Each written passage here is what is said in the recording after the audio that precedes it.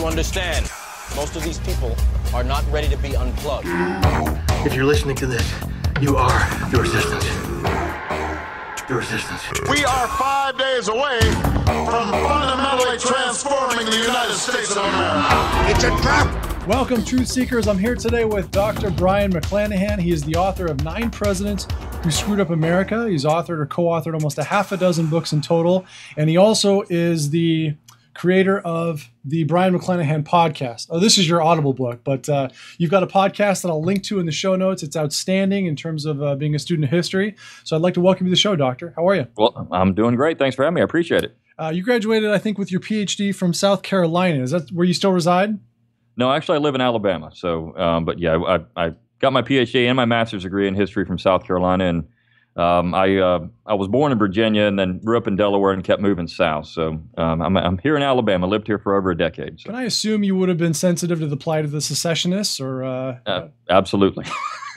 I've generally been considered pro-secession. So in theory and in application, I support it as a means of arresting unconstitutional government, which I think is something that most people don't talk about. There has to be some check on the general government, and if that threat is always there, generally they tend to behave. So if you can't leave, then they can do whatever they want. It's unlimited power. So, well, my mission is to shift the balance of power in YouTube away from cat videos and dash cam wrecks, which I do enjoy, over to wisdom, history, truth seeking, and topics like these, which is, you're the first one that I heard say in the mainstream media that every single president could have probably been impeached on some grounds, which got you a lot of press attention, did it not?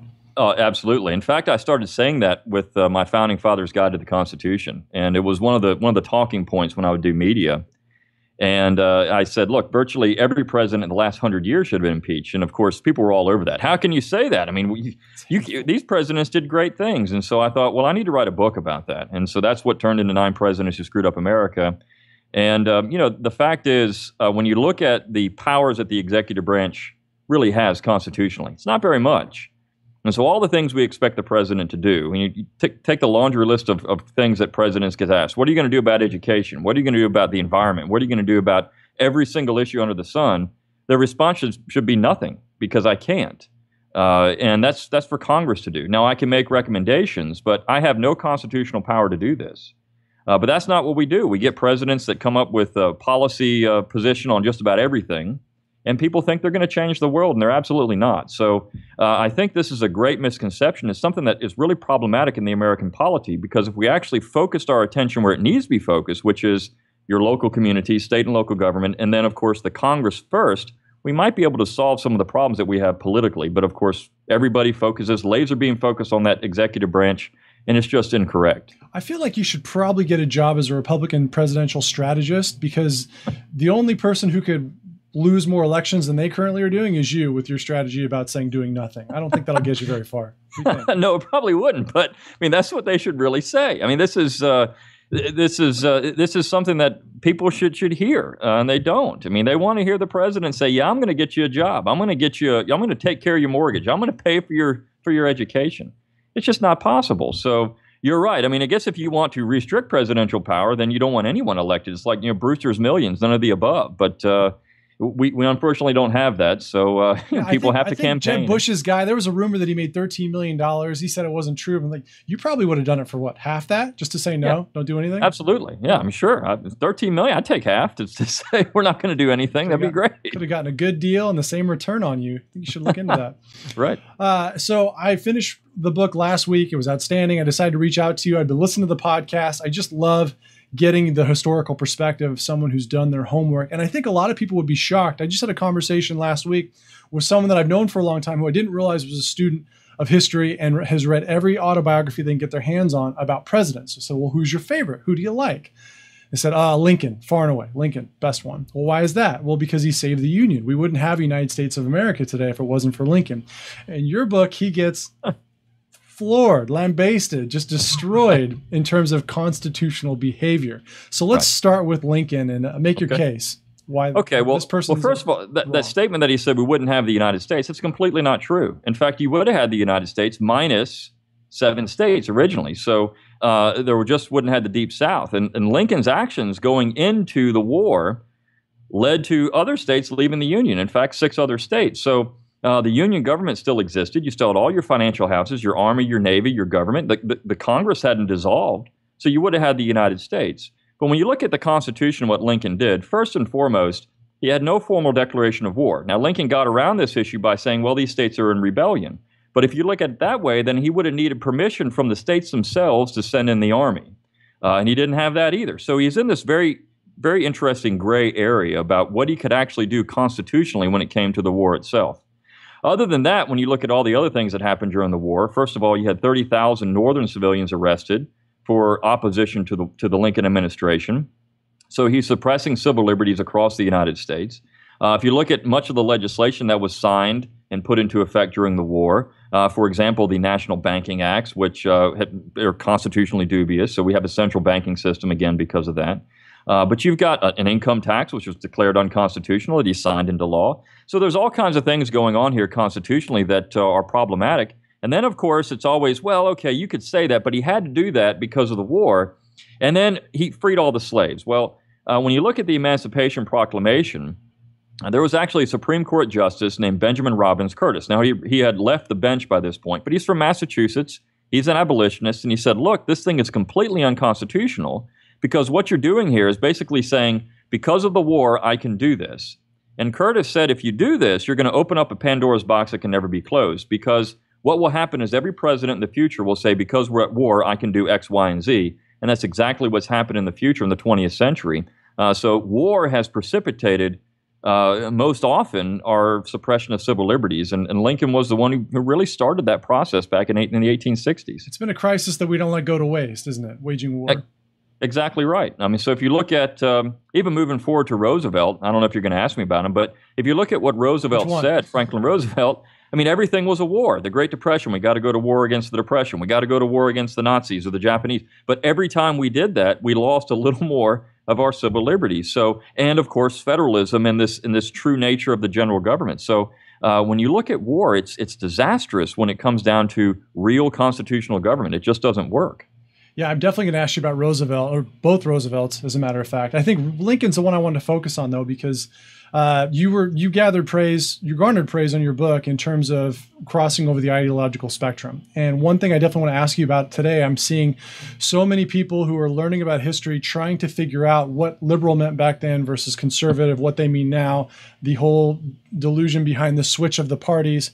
I kind of look at it in terms of, look, there are people who prefer living life one way and looking at others a certain way, and they like liberty or they don't. And maybe that's a little too simplistic, but I want to get into the shift in ideologies. Even just as another example, you talk about Calhoun a lot and his feud with Andrew Jackson. Well, Calhoun was on the side of the Constitution during a lot of the debate in your book, but he was also a horrible racist Southerner. He was like Obama's, typical white grandmother. He was a bad guy in a lot of ways. So how do you reconcile those differences? Well, I mean, I look at the 19th century this way. Everyone was a racist in the 19th century. And we're going to pick and choose, we're going to like this guy or not like this guy because of their views that were common for the time. And we would have to say the same thing about George Washington or Thomas Jefferson or John Adams or any of these people. I mean, they were what they were, men of their times. Calhoun was a slaveholder. He did defend slavery. He defended it as the basic structure of their economy in the South. And so I believe you can separate those things. Calhoun can say some great things about government and the nature of federalism and the role of the states. And you can say these things and you can say you like these things without having to say, well, yeah, I agree with Calhoun on slavery. Obviously, we don't. We live in a time when that would not be acceptable.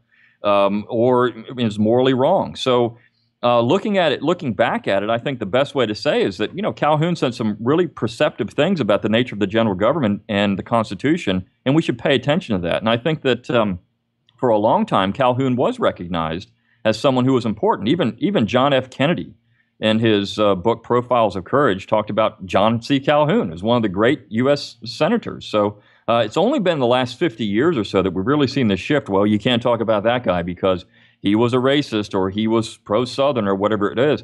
That's a relatively recent phenomenon, and we're being damaged in the process. When you say that, you basically say we can't talk about anybody before 1975 because up until that point, I mean, only in the last 30, 40 years have we had a situation where most people have said, look, we disavow racism and slavery. That's a relatively recent thing in American history. When we started tearing all the monuments down, right? Right. It's exactly what's going to happen. Yeah, yeah. So in terms of some of the things that you said that really stood out, the first one was the 100 years. Every president over the last 100 years to be impeached. You also said that the founders felt that an out-of-control government or executive was the biggest bane to freedom. That was something I hadn't heard before. So expound on that a little bit. Well, sure. If you look at the Philadelphia Convention and the ratifying debates, which when you talk about the original Constitution, this is a key term. What do I mean by that, the original Constitution? That's the Constitution that was ratified in 1787 and 1788. Not the one the Supreme Court twisted and the Congress twisted and the executive branch twisted, but the one that was sold to the states when it was going through ratification. The one that everyone said, look, this is how we're going to adhere to the Constitution. Ratify it, trust us. We're not going to abuse power. We're not going to abuse the document. And so when you look at those ratifying debates and you look at the Philadelphia Convention itself, when the idea of a single executive was proposed, everyone sat in stunned silence. Wait a second here. You're wanting to talk about a king again? Because I mean, this is what people were thinking. We're going to have another king? No way. We just fought a war against that. We don't want that again. And so they had a considerable debate on the powers of the executive branch. And what's really interesting, Madison made a very perceptive statement during the Philadelphia Convention when he said, look, the president is simply going to execute the laws that the Congress passes and do other things that are not, quote, legislative or judicial in nature.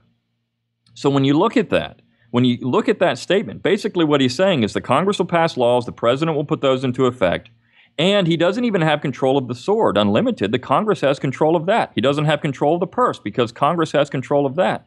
So all the president was going to do, Roger Sherman and John Rutledge, they all said the same thing. He's just going to execute the laws. And as you go to the ratifying debates, this is exactly how it was sold to the states. So as you move forward, and really the greatest villain in this process of expanding presidential power very quickly was Alexander Hamilton, because he had Washington's ear, and Washington trusted him. And so you start looking at some things that happened in that process. And even Washington was off the rails in his second term in particular about what he was doing in terms of executive power. So the founding generation, during the time when the Constitution was ratified, were very afraid of a president that could turn into a king. And George Mason said, we don't want an elected king, but that's exactly what we've gotten here in 2016. Makes me a little sad to hear that George Washington went off the rails. Doesn't it? Doesn't a piece of the American inside you die to know that even Washington started to slip a bit? Yeah, well, I mean, Washington is one of my favorite characters in history, and you can't see it behind me, but I have a bust of George Washington. And I love George Washington, but, when I wrote that chapter, and this is where people, I said, look, I wrote chapters on people that I like, that I had to take them apart. And even when you go back and look at, the Washington administration, there were opponents of George Washington at that time. James Madison was opposed to some of the things he did. Thomas Jefferson was opposed. So oftentimes the critics of an administration are perceptive when it comes to when the president is abusing power. We need to listen to that. Even the people that we like need to go back and look at it objectively and say, well, maybe they had something to say there. Maybe they were right about this. And Washington's action with the Whiskey Rebellion were unconstitutional. Of course, he was following the law at the time, but the law itself was unconstitutional. So I take him to task for that. I take him to task for his neutrality proclamation, which was a unilateral move by the executive branch, which was not constitutional. So he's setting up some very dangerous precedents that other presidents are going to follow, namely Andrew Jackson next, and then on to Lincoln and on down the line. Well, I know that I've told people that Thomas Jefferson on his deathbed or near about was worried that the country had already been lost, right? 50 years later. And I wonder what he would say today if he were here. Well, oh my gosh, he'd say we got to secede. We've got a government that's worse than what we had in 1776. What are we doing? You're paying outrageous taxes. You've got no power at the state and local level. The general government does whatever it wants, and it doesn't even give you a constitutional argument anymore. I mean, we don't even ask that of our elected leaders. Is that constitutional? And they'll just laugh. Oh yeah, of course it is, because we say it is. I mean, what else is there to say? So it's amazing how far we've gotten in 250 years or so. I was surprised early on in the book how much time you spent or how much focus there was on the conversations around this idea of having an executive leader, a single person. And I guess we take it for granted today because we don't know nearly as much about it as we should. But you had one quote where you said the executive branch was looked at as the fetus of a monarchy, right? You also said that today, I think King George III never had the kind of power the president has today. And just the idea of all these smart statesmen coming in and saying, this is horrible. It's a recipe for disaster. And let's talk about it. And it went on for a long time. Yeah, it has. You're right. That fetus of monarchy quote is great, and it came out of the Philadelphia Convention. But when you look at the executive branch and you look at the powers that George III had, and we compare them, George III, and Alexander Hamilton said in Federalist 69, well, look at the powers that George III has. He can make war unilaterally. He has complete control of the purse. He has an absolute negative, all the things that we don't have in the Constitution. But when you look at what the president does today, he can make war unilaterally. He has power of the purse because the president proposes a budget through the Office of Management and Budget. The Congress just works off of that. He basically has an absolute negative on a law because, how many times can a veto be overridden? Rarely at all. So we have an executive branch that has the same exact power, if not more, than George III. And so we have executive government. The Congress has punted its responsibility over and over again. The states can't stop it. So what are we going to do? The Supreme Court is complicit. They said Obamacare is constitutional, and it's obviously not. But this is what the Supreme Court's working in concert with the executive branch, and it's amazing how we really don't have any checks anymore. And I think that's you're right, a sad state of affairs. If the founding generation could see this, they would have said, "We're not ratifying that document because this is what we're going to get." So let's give people a little rapid fire. I'd encourage everyone to go get the book, but if they want to be able to hold their own in a conversation about why these presidents really kind of screwed the pooch. Jackson, not a great guy, great military general, not a good president. Why not? Absolutely not. I mean, he is, to me, he's an American hero. I talk about that in my Politically Incorrect Guide to Real American Heroes. He's one of them, but he's a terrible president. Why? Because of the nullification controversy and because of the bank. Now, people would say, well, he vetoed the bank. Yes, that's true. But what he was doing was illegal and withdrawing deposits from the bank. That was against the law. He shouldn't have done that. He had this revolving door in the Secretary of the Treasury, somebody that was willing to do his work. He finally got that person and went through. And then, of course, his actions during nullification, where he was simply going to send in the army to coerce South Carolina to collect the tariff. Now, this goes back to the Whiskey Rebellion. It's the same exact thing. But again, this was an unconstitutional move. South Carolina didn't ask for it, and Jackson was going beyond his constituted power and authority in doing that. Teddy Roosevelt. Teddy Roosevelt, my gosh, where can you start? But I mean, simply put, Roosevelt was the first president to really have a substantial legislative agenda, which he called the Square Deal. But you see rapid expansion of the federal government. You've got foreign policy issues that are a problem. For example, the Panama Canal. He did that without any congressional approval, just acted on it. And then he said, I'm going to let Congress debate me, not the Constitution. So there are some things that are really problematic, even going into things like changing the spelling of words. Roosevelt was the spelling bee president, right? He's going to make sure that words get changed to sound phonetically. And this is crazy stuff, but this is what we're getting in the 20th century with the progressives. Give me a word or two. What did he change? Well, I mean, for example, phone. It wouldn't be Phone, it'd be Phone, right? So, I mean, things like that. He wanted to change the words to sound like they were, to be spelled like they sound. He was a spelling justice warrior, just like we have today. Yeah, right. I mean, so these words are awful. We're going to change it so everybody can write them correctly. So, I mean, and he did it, and then the Congress pushed back, and he said, okay, we won't do that anymore.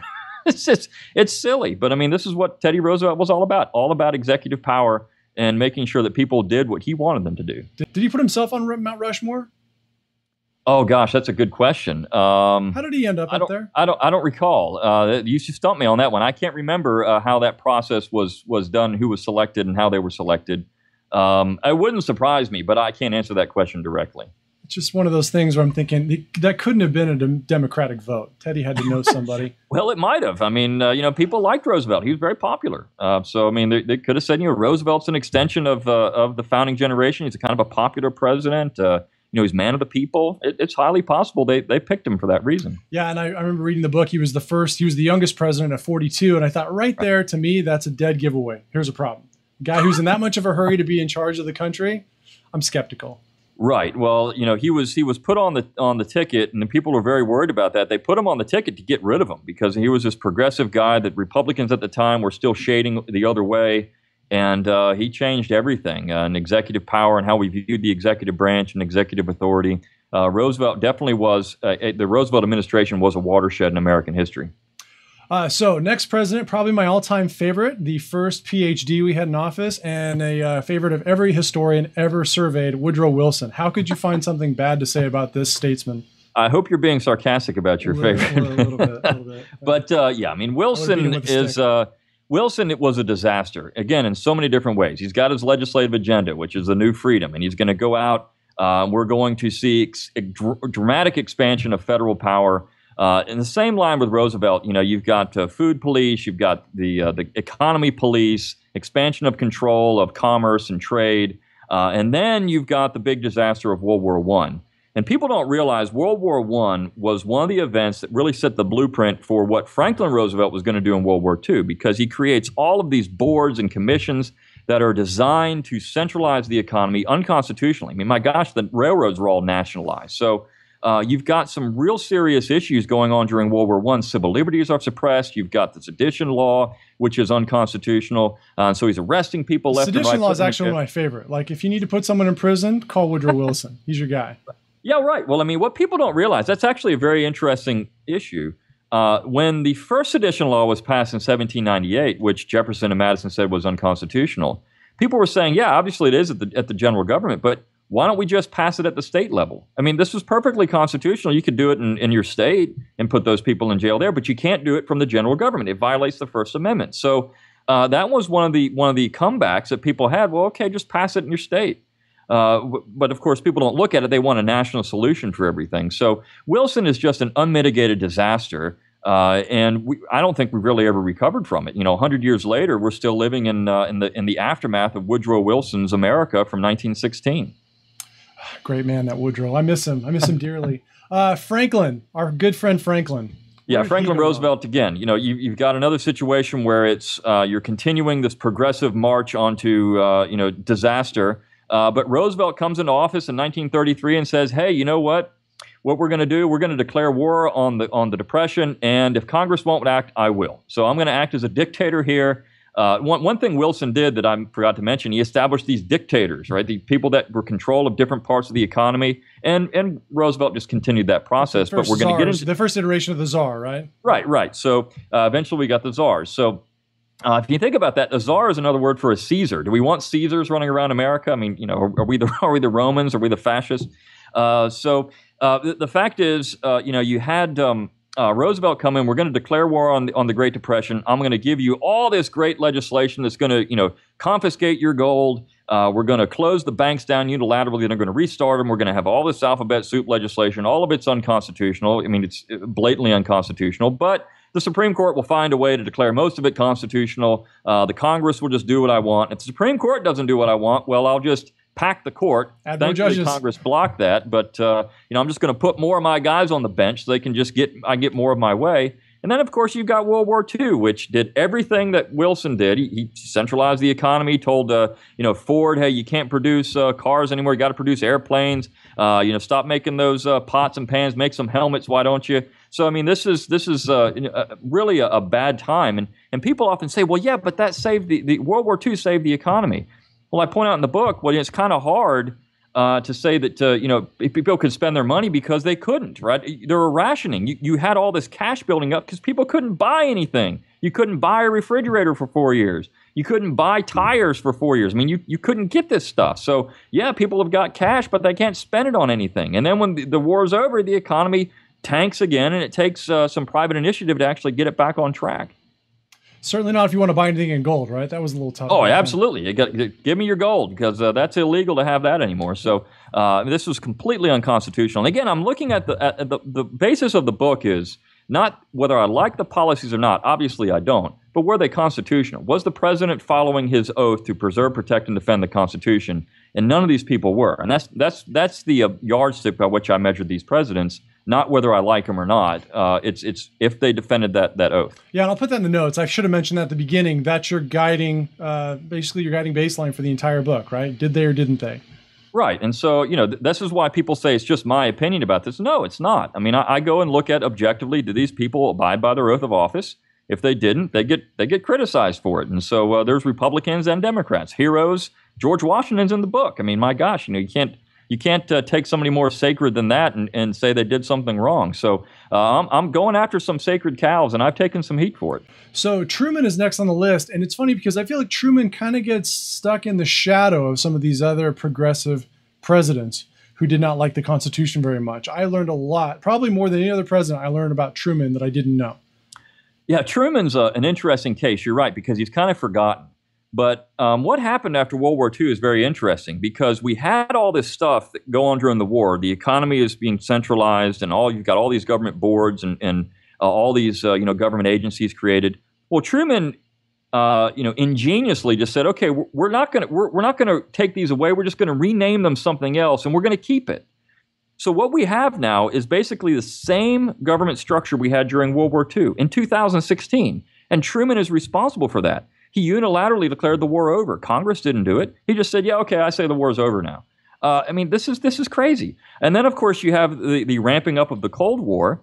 And one of the things I found interesting about Truman, the way he sold the Cold War, particularly the Korean War, was that we were going to have North Korean bombers flying overhead in 1950. Now, I think the North Koreans didn't even develop aircraft until probably 1980. So this is crazy. But he was selling it as an emergency and give up your liberties, pay more taxes, do what you got to do.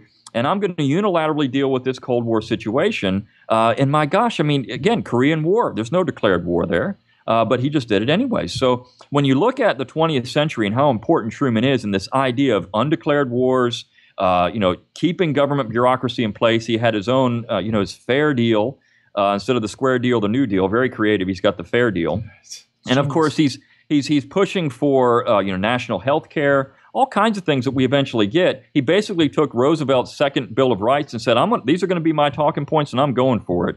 And now we've got all of that here in 2016. It's like everywhere we look, someone's making us a deal we can't refuse. That's right. Like Godfather. So LBJ and Nixon are next. Obviously, I felt like I was pretty up to snuff on these two, but still some interesting insights about how far off the rails they continue to take us.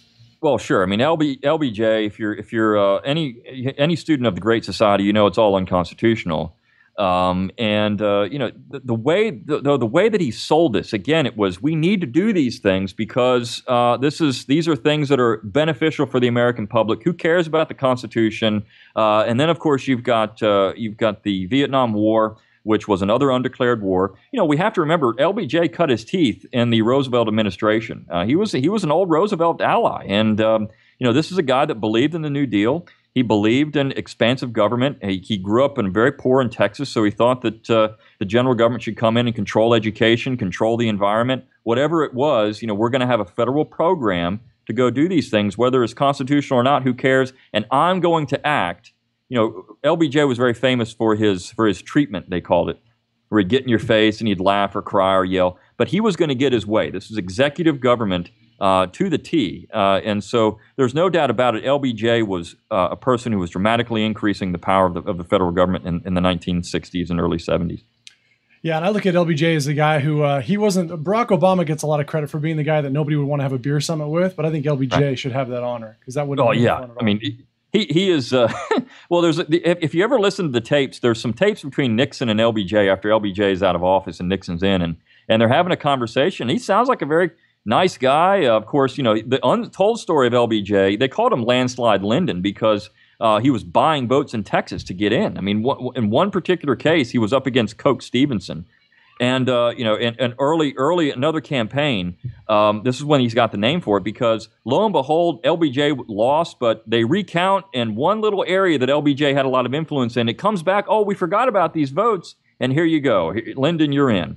And so this is why he had that moniker, Landslide Lyndon. And, he was a philanderer. The guy cheated on his wife constantly. You look at LBJ and you think, how is that possible? But he was. This is it's the side note of LBJ, but the guy was a really horrible guy. Yeah, men and women are both attracted to power. There's no exclusiveness there.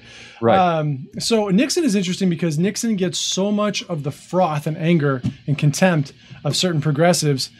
He's one of the few Republicans in the modern era that's on the list. I know you mentioned the Bushes, you mentioned Clinton, you got a nod to some certain guys, but Nixon's the one who kind of really stokes their ire. Tell me about that. Yeah, well, Nixon is funny because during his entire administration, his chief of staff, Haldeman, kept saying, you know what, I don't know why the left is attacking us. We're doing all the things they want.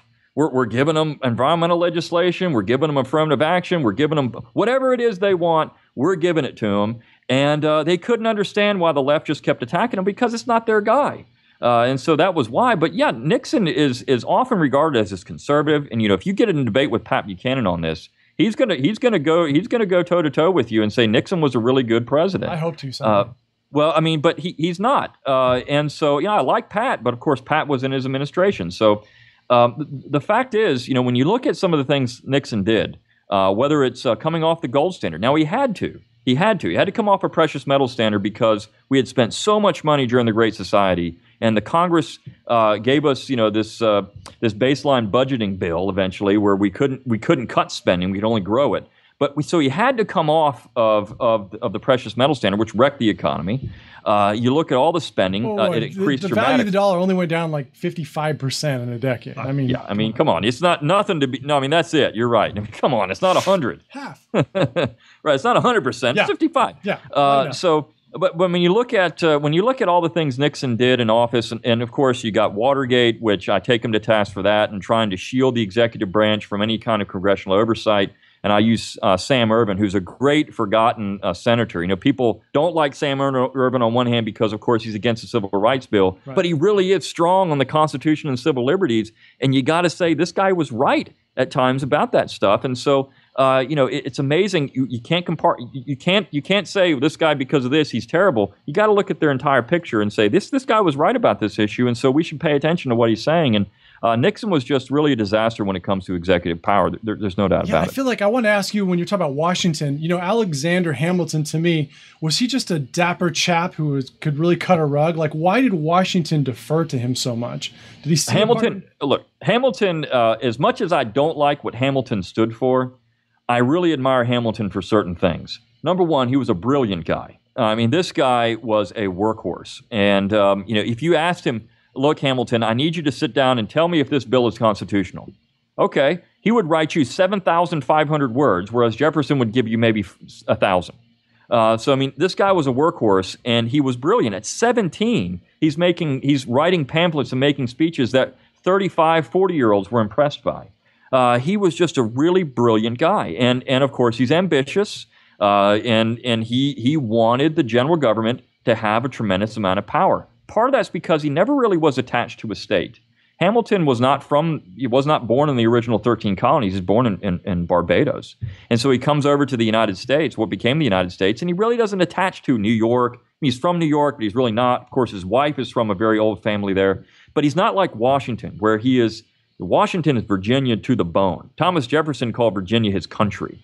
And so he's not one of those guys. He's not a Pennsylvanian. He's not a Massachusetts. He's not somebody that says, this is who I belong to. He belonged to the nation, as he called it, and that's what he wanted. And of course, he was, I think, in many ways, a closet monarchist. He loved the British Constitution, and he had a silver tongue. I think he could get Washington trusted him.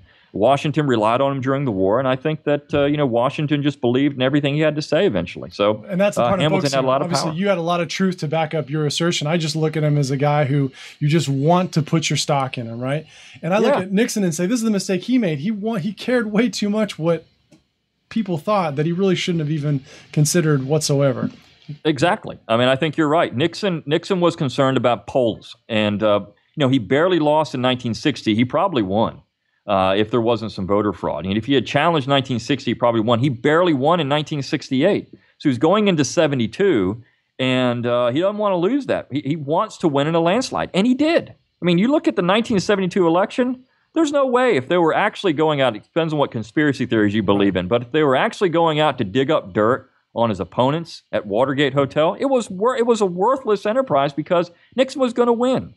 He had done what he said he was going to do, and that's get the troops out of Vietnam for the most part. And so, it's amazing how, this guy cared so much about polling, and it did him in. And what people thought, he should have just come clean and said, yeah, these guys broke in the hotel. I had nothing to do with it. Go put them in jail. But he didn't. He tried to cover it up because he thought this was going to be a disaster politically. No, knowing what we know now, he should have just said he had pneumonia, and everyone was like, "Oh, okay." Cool. Yeah, right. I just had pneumonia. I'm good.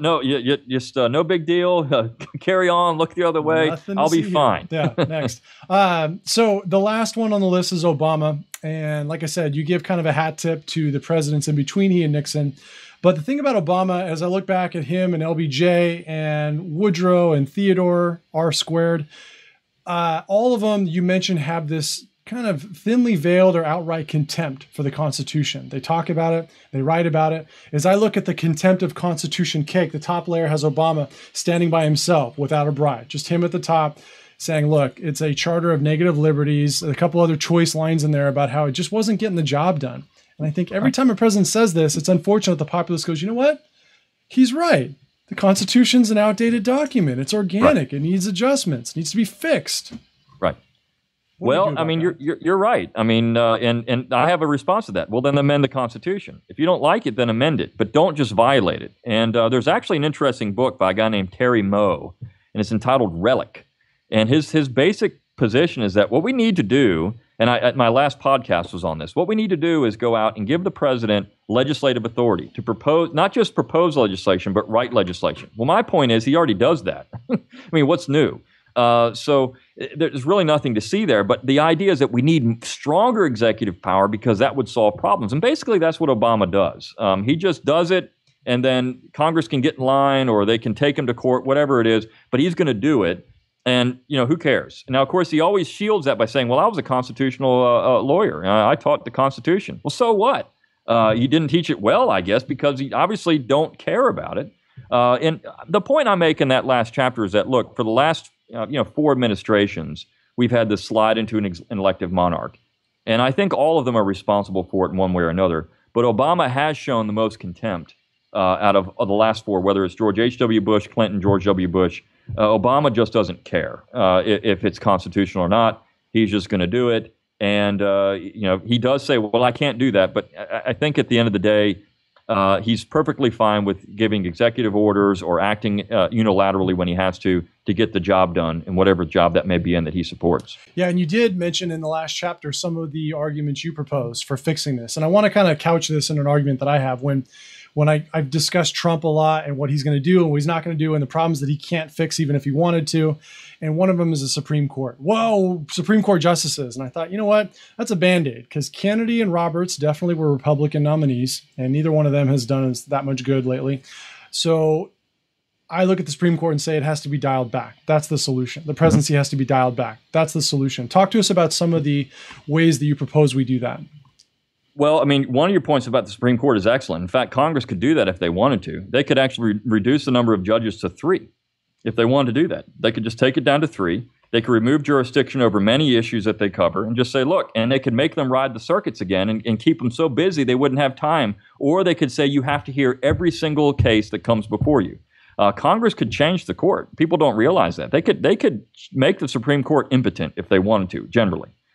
So this is what people should ask. Would you be in favor of that? I'm sorry? I said, to what degree would you be in favor of that? And by the way, riding the circuits actually sounds like recreation. That sounds fun. I don't know what that means. Yeah, right. But would I be in favor of it? Absolutely. Because, the court has done things that it said it would never do. The most important being declare state laws unconstitutional. That has to do with the Judiciary Act. The Congress could cut out that ability right now. They could just say, look, you can't do that anymore. And that would change everything. You did have some discussion about the Supreme Court declaring federal law unconstitutional, but never state law. So that was always the issue. Now, as far as the executive goes, I propose things like, well, make it easier to override a veto. Bring it from a 2/3 majority down to, maybe only getting 60%, 3/5. That way it would be a little bit easier. Can't call it 3/5. That'll never get passed. You gotta make I mean, it would make it easier. Of course, to the stigma of 3/5, but it would still make it easier to make these things. You could override a veto. Maybe have a 1-term 6-year limit for the president. That was actually a very interesting innovation. You ask about secession, but the Confederate Constitution, which nobody studies, that's what they did for their executive branch. It was 1-time 6-year term. You're out. We'd already be done with Obama. All the damage would be done. We'd have somebody else in there already, and so make it easier to impeach the president. One of the things they kept arguing was that, well, look, if the president abuses power, we'll impeach them. But they've made it so hard to do it. And that vague term, high crimes and misdemeanors, what is that?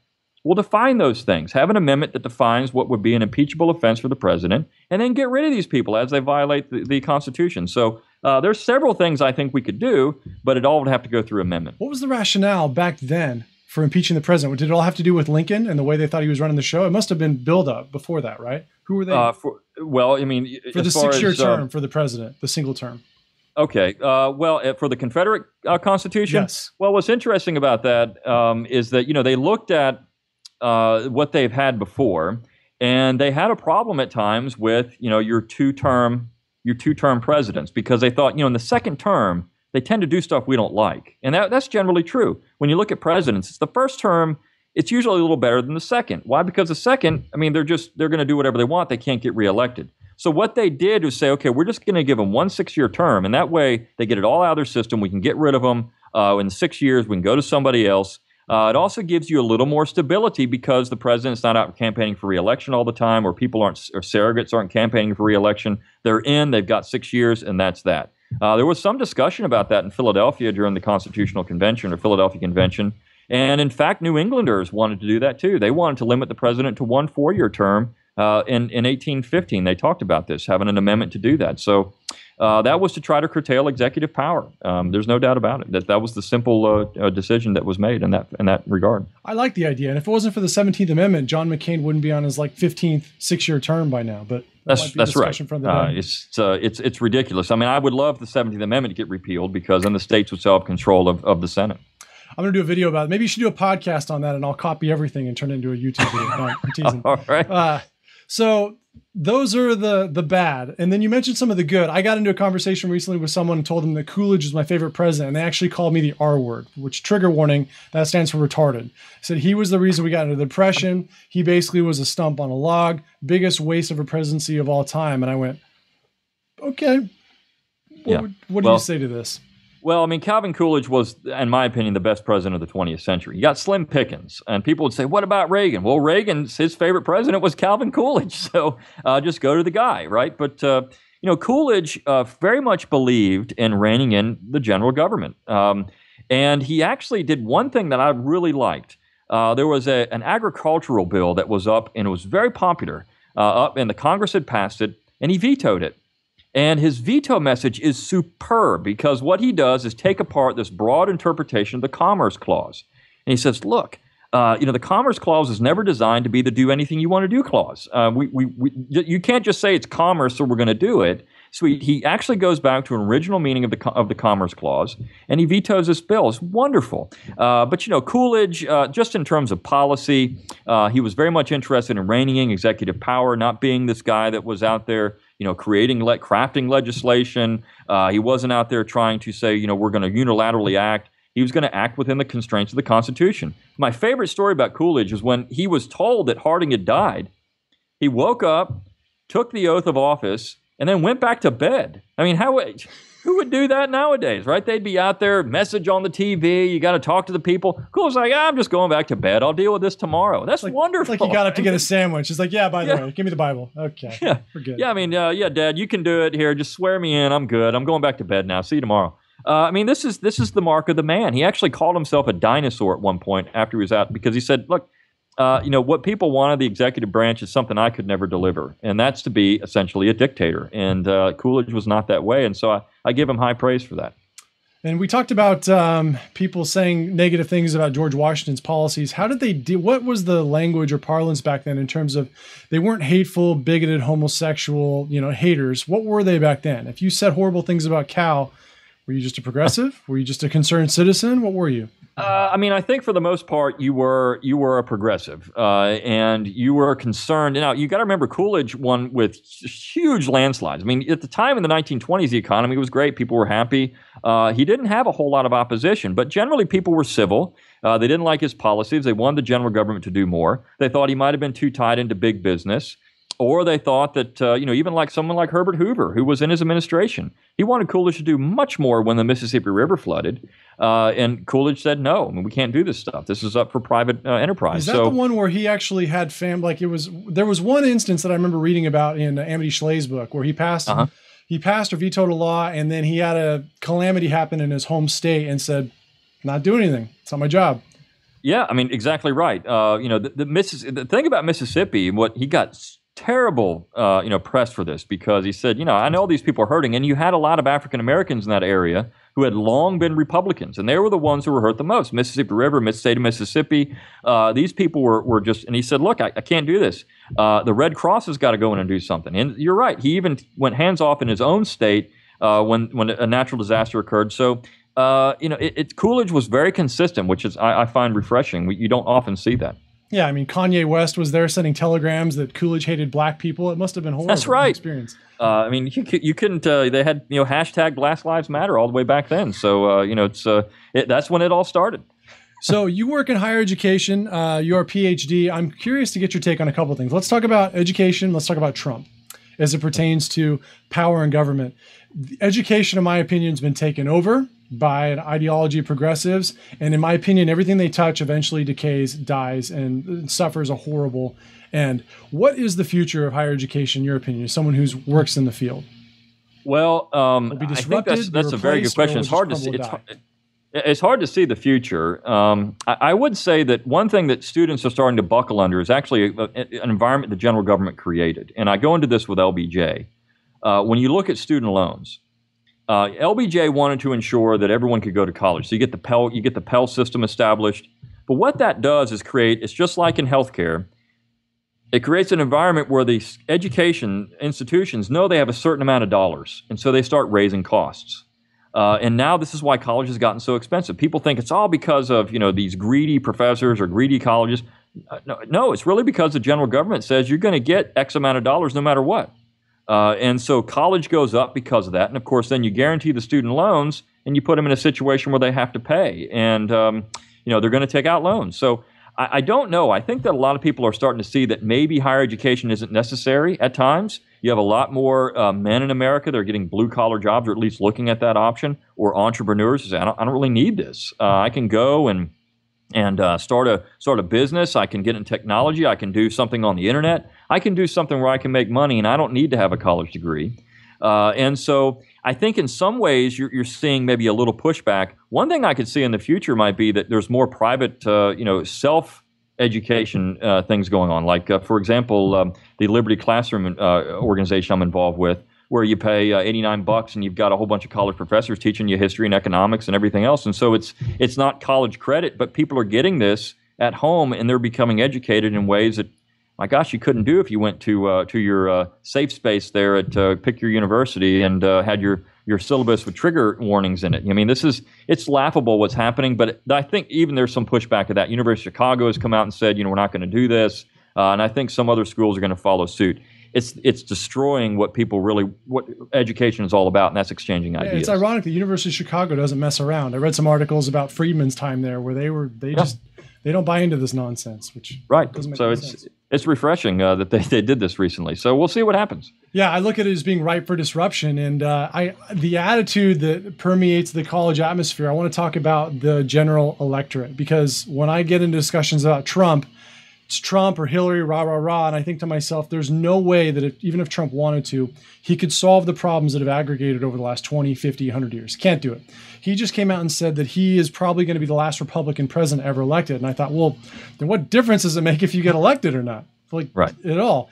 And I recently went to an event that I'm going to do a YouTube video about, where Prager and Hugh Hewitt and Dinesh D'Souza all kind of lumped in and said Trump, Trump, Trump. And I didn't hear any dissenting voices in terms of, look, it's not about the president anymore. It's that Hillary Clinton's vision was we can control it from the top down. The founder's vision was the populace determines the direction of the country from the bottom up. Am I getting this wrong? Like, what do we have to do as a nation to not have to worry about who the president is every 4 years for the rest of our lives? Well, I think you're exactly right. We have to start looking at state and local government. There is a 4-leg table. That's the general government. We know the 3 branches of government: executive, judicial, legislative. And the legislative needs to grow a backbone too. But the 4th leg really is the states. And people don't think about this, but the states can push back. And I think that's where, Trump has actually given some lip service to this at times. Well, maybe we need to talk about federalism. I don't know if he would do it. But, he has said, well, I would, one of the things I like about Trump is that early on, he didn't have any policy statements. And I said, this is actually refreshing. He doesn't have a 25 bullet point about what he's going to do about the economy. I'm going to talk to people about that. I'm going to get some input. We'll look at that. We'll look into it. It's not, I'm going to go out and change the world. And so that was very refreshing at the time. And I wrote several pieces at Breitbart praising Trump for this, and his foreign policy, I think, is far superior to Hillary Clinton's.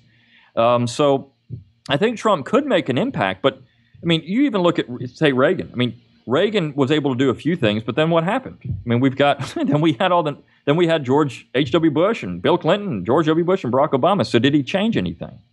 I don't think so. And I don't think Trump's going to change anything. It has to come from the bottom up. It has to come from the states.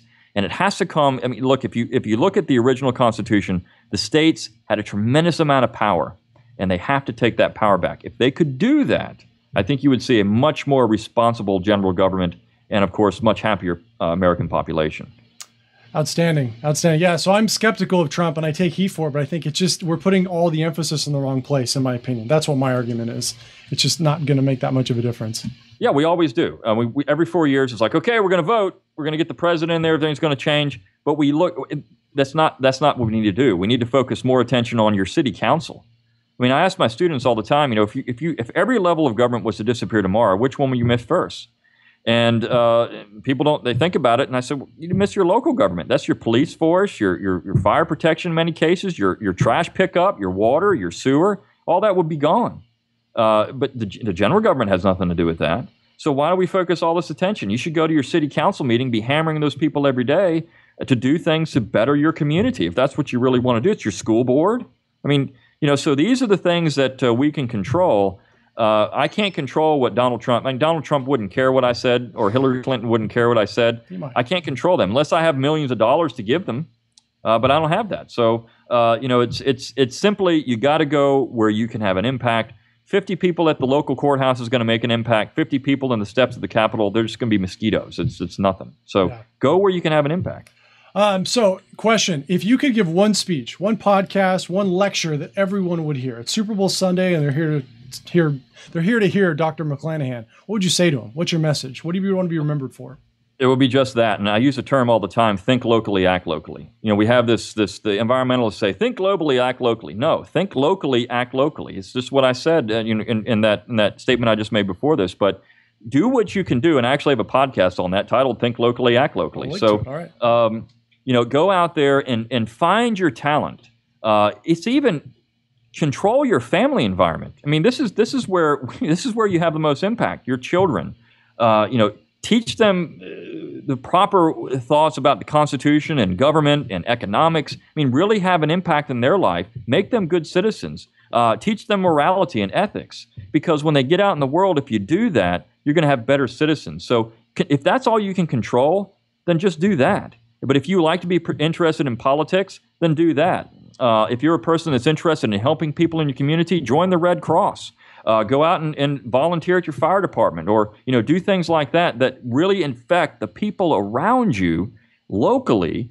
Grow your own food, buy local. I mean, do these things that really impact your everyday life and make your life happier. So don't worry about what happens in California. I don't. I think are you in Arizona or? I'm in Arizona, but I have family in California, so I'm a little bit worried. So, you worry about California. I worry about here in Alabama. That's if people started thinking that, you would have a much more, I think, happy population, because they wouldn't be, oh my gosh, you see what happened in California? Well, that's terrible, but how does that affect me today in my own city here in Alabama? How does that happen? So if we focus more attention and thought locally and act locally, I think people would be happier and more interested in government and in making changes that affect their own life instead of worrying about what happens 1,000 miles away. Last little tidbit, any blogs that you're reading or influencers that maybe we should know about that we don't? Well, because I'm writing a book, I don't often get to read a whole lot of blogs, but I used to always go to LouRockwell.com. If you're a libertarian, it's a great site. There's some stuff on there that's very controversial, but it's fun. I do read Town Hall. I read Breitbart, the major blogs. I read Daily Caller every now and then. There's an article on there. So of course, always the Drudge Report, always great information there. But it's hard when you're in the middle of something to actually have time to read news stories. I try to get bits and pieces when I can, but it's nearly impossible to keep up with everything. Anything that's not research just gets pushed out. That's right. It does, yeah. And speaking of books, any book recommendations for the general audience? Something that's a must read? Well, it depends on what you're looking for. I mean, I could recommend any of mine, right? Oh, of course. I'm going to link to yours. But if you're looking for, I will say this: My Founding Fathers Guide to the Constitution, I designed it for someone who wanted to learn about the Constitution, the original Constitution, clause by clause, and I use the founders' words. I mean, that's what it is. So I look at, for example, the Commerce Clause. What did the founding generation say about it at the time the Constitution was ratified? And so I go through the ratifying debates, the Philadelphia Convention, and I tell you what they said. The General Welfare Clause, the Necessary and Proper Clause, take your pick. The powers of Congress, power of the executive branch. So I designed that as a resource. I'm reading everything on Hamilton right now because that's who I'm writing about. So, there's several decent books on Hamilton, even though they're pro-Hamilton, they're still good. I like Forrest McDonald as a historian, even though he's very pro-Hamilton. I do like him as a historian. He's very good. I think that reading stuff on any material on the founding generation into that second generation of Americans is worthwhile. You mentioned John C. Calhoun. Margaret Coit's biography of John C. Calhoun is really good, C-O-I-T. It's written a long time ago, but it's very, very good. And I think you would have a better, maybe a fuller and better appreciation for Calhoun by reading that book. So there's just so many things. We could talk for hours just about book recommendations. So maybe one in terms of someone who's maybe if they're libertarian or they're not sure what they are, but they're learning about conservative libertarian ideas, maybe something you can recommend in terms of forming those opinions. Ooh, gosh, that's really hard. I was trying to make it easy. Sorry. Because there's so many good ones. Golly. Well, I like I could push somebody that's a friend of mine. Tom Woods has a book entitled Real Dissent, and he gets into a lot of these issues that and from a libertarian perspective. Now he is a libertarian, but he's really good on this stuff, and he's a young guy and very active. So I would recommend that. But I as far as picking one, that's a really hard choice. You could read Kirk's Conservative Mind if you wanted to. That's always a standard. So that's not bad. There's no wrong answer. Just whatever comes out of your mouth is fine. Yeah.